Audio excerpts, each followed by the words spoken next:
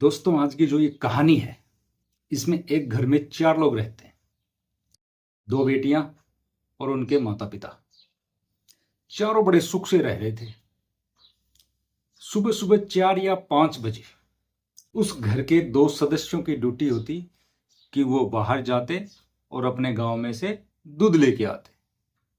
एक दिन की बात है, बेटी और उसकी माँ दोनों सुबह 4-5 बजे के बीच में दूध लेने के लिए चले जाते हैं। वो दूध लेके आते हैं। जब वो वापिस आते हैं, उससे पहले एक घटना घटित हो जाती। 2 लोग उस घर के ऊपर निगाह डाले हुए थे। उसे पता था कि 4-5 बजे के बीच में 2 लोग बाहर जाते हैं डेली। वो दोनों घुसे।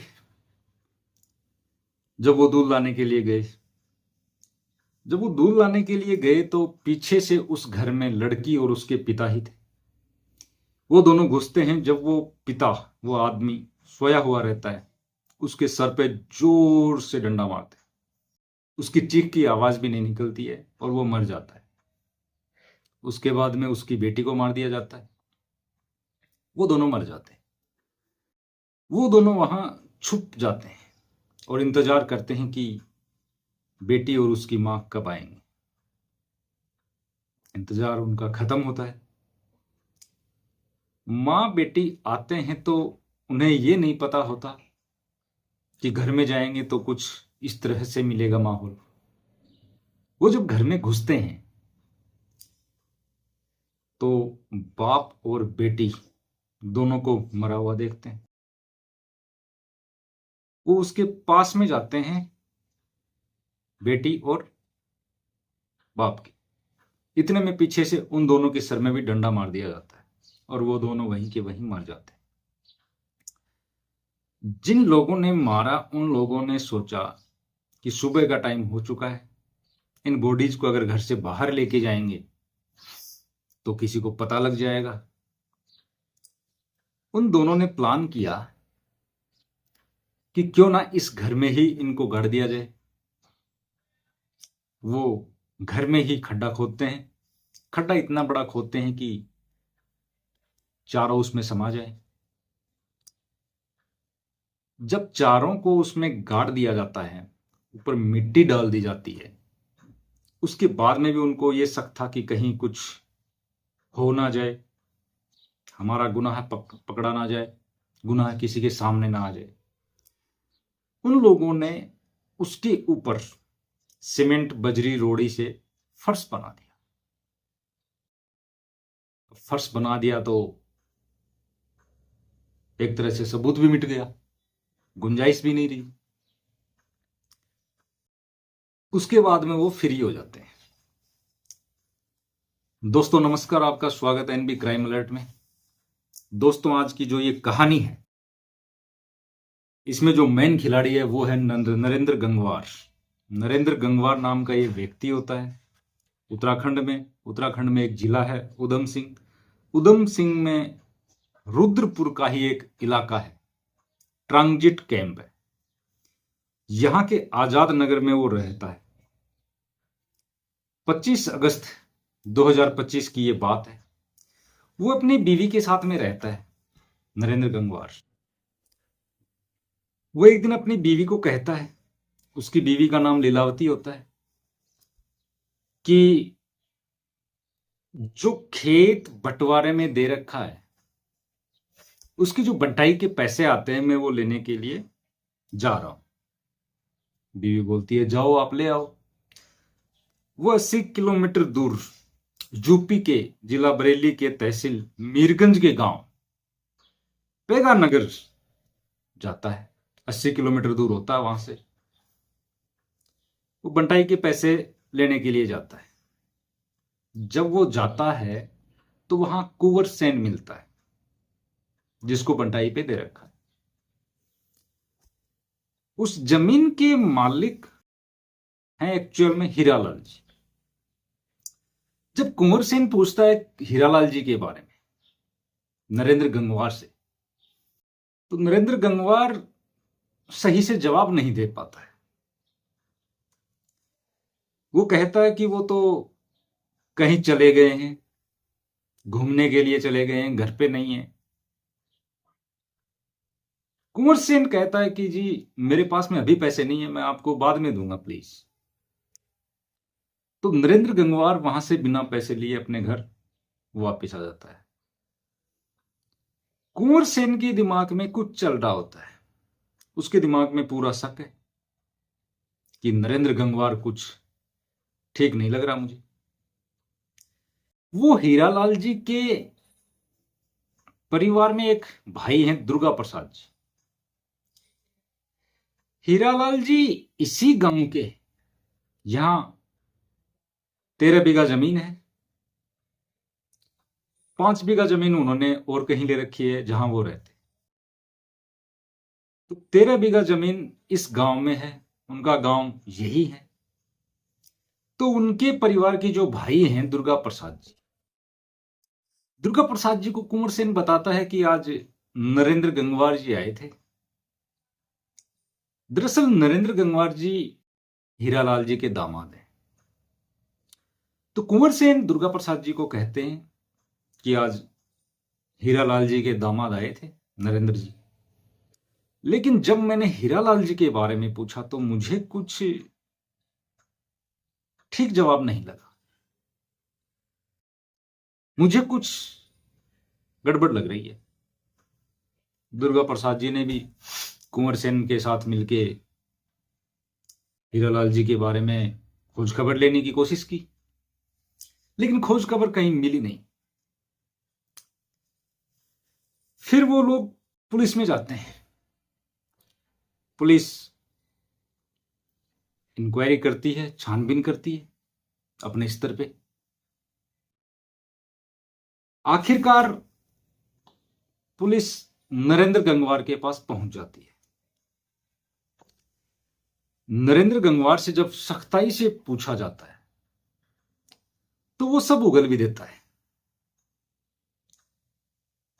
दरअसल हुआ ऐसा था, नरेंद्र गंगवार ने बताया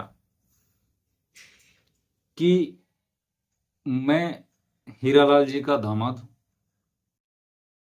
हीरालाल जी की बड़ी बेटी से मेरा प्रेम विवाह हुआ 2008 में। लेकिन हीरालाल जी और उनकी पत्नी और उनकी बेटियों को ये सब पसंद नहीं आया रिश्ता। मैं भी वहीं रहता था, लेकिन वहां पे आए दिन झगड़े होते थे। मेरी पत्नी अच्छी थी, आज भी अच्छी, लेकिन मेरे सास ससुर और मेरी साली, क्योंकि मैं उन्हें शुरू से ही पसंद नहीं था, क्योंकि हमने अरेंज मैरिज नहीं की थी, लव मैरिज की थी। मैं उनसे परेशान हो चुका था। 2008 से मैं 15 तक वहीं रहा। मेरे दिमाग में वो खटक गए थे। हीरालाल जी की एज करीब 60-62 वर्ष थी। उनकी पत्नी हेमलती, एक बेटी दुर्गा जो 26 वर्ष की थी, एक बेटी पार्वती 22 वर्ष की थी, और जो बड़ी बेटी नरेंद्र गंगवार की बीवी थी उनका नाम लीलावती था। एक दिन हुआ ऐसा कि मुझे पता लग गया कि सुबह सुबह ये लोग 2 जने दूध लेने जाते हैं। मैंने इनको मारने का प्लान बनाया। मैं अकेला तो मार नहीं पाता, तो मैंने एक मित्र से संपर्क किया, विजय गंगवार से। मैंने उसको लालच दिया कि उनको मारने के बाद में जो पैसा मिलेगा उसमें आधा तुझे भी मैं दे दूंगा। तो विजय गंगवार उसकी बातों में आ गया, उसको पैसों की जरूरत थी। वो लोग उस दिन घर के बाहर छुप जाते, इसलिए वो उनको मार देते हैं। मारने के बाद में आप लोगों ने एक चीज नोटिस की होगी, जब मैंने ये कहानी बताई पहले, कि वो लोग वहीं फर्श भी बनाते हैं, सीमेंट लाते हैं मार्केट से, बजरी, रोड़ी, कंक्रीट, जो भी फर्श बनाने में सामान चाहिए होता है। तो आप लोगों के दिमाग में आया होगा कि ये सब सामान जब वो लेके आए तो क्या किसी को पता नहीं लगा? लेकिन कोई शक क्यों करता? क्योंकि वो उस घर का दामाद था और वो वहीं रहा करता था। अभी कुछ वर्ष पहले से ही वो वहां नहीं रह रहा था। तो उसके लिए वो आसान हो गया था। उसने वहां पे वो फर्श आराम से बना दिया। अब सोचने वाली बात यह है कि लीलावती, जो बड़ी बेटी, क्या उसको कभी शक नहीं हुआ? शक क्यों नहीं हुआ? शक इसलिए नहीं हुआ कि उनको वो पसंद नहीं करते थे, क्योंकि उन्होंने लव मैरिज की तो वो ज्यादा मतलब भी नहीं रखती थी अपने पियर से। पुलिस ने केस दर्ज किया, उन बॉडीज को निकाला। एक बात इसमें और थी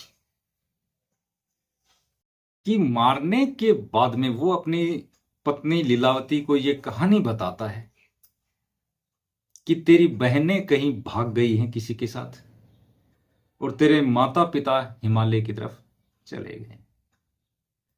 अपन दूसरी जगह रेंट पे रहते हैं, वो घर खाली है, क्यों ना अपन वहीं रहे। लीलावती भी उसकी बातों में आ जाती है, वहीं रहने लग जाती है। वो नरेंद्र गंगवार अपनी चारपाई वहीं डालता जिसके नीचे वो चारों बॉडी दफन थी, जिनको गाड़ा गया था। जब उन लाशों को निकाला गया, उन बॉडीज को, ये कहानी करीब 5-6 महीने चली, तो उनकी हड्डियों के ऊपर मांस अभी तक था। मतलब वो लाशें इतनी खराब नहीं हुई थी। लीलावती को यकीन नहीं हुआ कि इन्होंने इस तरह से कर दिया। पुलिस ने उसको अरेस्ट किया, उसको सजा हुई। इस समाज और देश दुनिया में अलग अलग तरह की घटनाएं होती, अलग अलग तरह के लोग होते हैं यहाँ, जिनका दिमाग भी अलग अलग तरह का होता है। दोस्तों, मेरा ये कहानी सुनाने का मतलब या मकसद किसी को परेशान करना नहीं, लेकिन समाज में क्या हो रहा है ये आप तक पहुंचना चाहिए। तो मिलते हैं एक नए वीडियो में, तब तक के लिए जय हिंद, जय भारत।